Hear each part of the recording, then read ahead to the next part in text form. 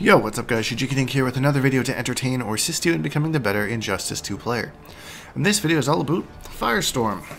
How to beat him, how to get around him, just some general tips on playing against this flamehead. So the first thing that I want to get out of the way is because everyone's going to be like, oh, just guess right bro, just guess right.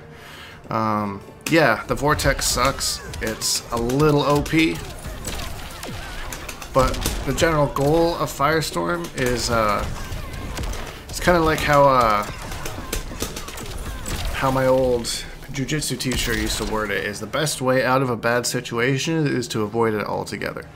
So that's why I'm making this video here, to give you some tips to hopefully avoid getting put into the vortex and mixed to death. So the first one is pick a character who excels at full screen. This would be Starfire, Cyborg's also a good one. Poison Ivy can be kind of annoying.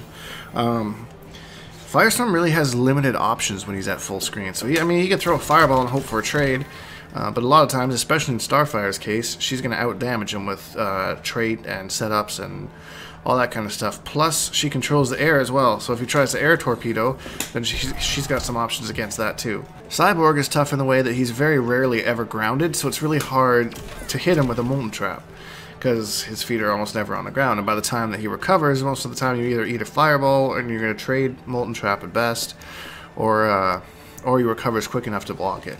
Now when you get into Firestorm's Molten Trap range, you want to move very, very carefully. There's not a whole lot of time where you really want to be walking. Like, I would suggest move into an area that's either between his Molten Trap ranges, or wait for the Molten Trap, block it, and use that negative frames of the blocked Molten Trap to advance a little bit further and get to kind of where you want to be. Without his trait on, don't be afraid to block low, because his overheads will all just splat, with the exception of his 30 frame little flippity-doo kick that he does there, which is also +6 on block. Does have a fair amount of pushback, but it's still quite the tool. Push block is also important against Firestorm because he has really good strings and staggers that can kind of cancel into plus frames at any time and build more meter. An ideal time to push block him would be after he uses the enhanced starfish, because then he just used a bar meter and then you're using a bar meter to get him off of you, so then he's not able to use the plus frames to build that bar back. Remember, these plus off the enhanced starfish, he's plus on 1-1-2, and he's plus on his back 3 and his forward 3. So lots of options to be plus, so you've got to make sure that you know.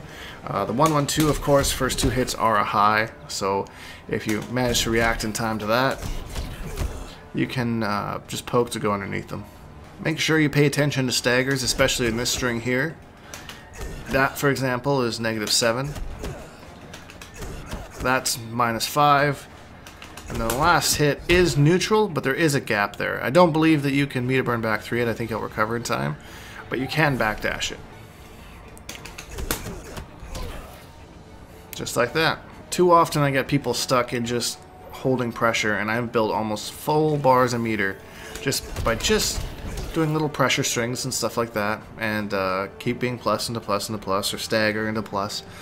So, and then you go for little mix-ups, like you just hit them with a back 2 or something like that. So be aware, my friends. And outside of that, just be patient and don't do anything too risky, because when Firestorm punishes you, he's gonna frickin' punish you.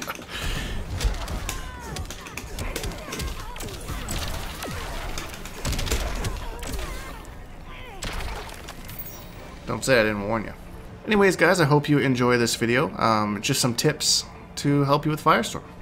If you did, leave a like, because it really helps me out, and subscribe, because we make new videos every single day. #BoneHogs, all that stuff, and we'll see all you guys in the next video.